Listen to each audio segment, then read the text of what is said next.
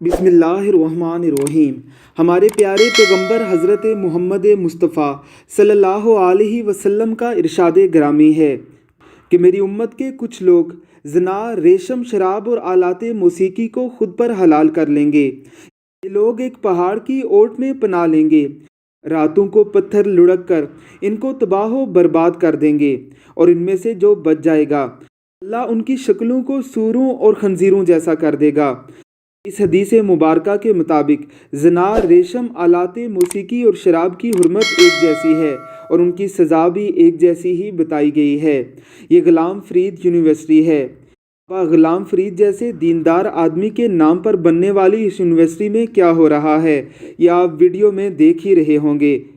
اساتذہ کی موجودگی میں ایک لڑکا اور ایک لڑکی ڈانس کر رہے ہیں اور ساتھ ہی میوزک بج رہا ہے۔ اللہ کی ذات اس چیز پر قادر ہے کہ وہ ان لوگوں کی شکلوں کو بھی ایسا ہی کر دے۔ اللہ کی ذات انہیں ہدایت عطا فرمائے۔ ہم حکومت وقت سے مطالبہ کرتے ہیں کہ یونیورسٹیوں کو اس کنجر خانے سے پاک کیا جائے اور ایسے کام کروانے والوں کو فی الفور معطل کیا جائے۔ اللہ ہمیں اپنے بچوں کی اسلامی تعلیم و تربیت کی توفیق عطا فرمائے۔ آمین ثم آمین۔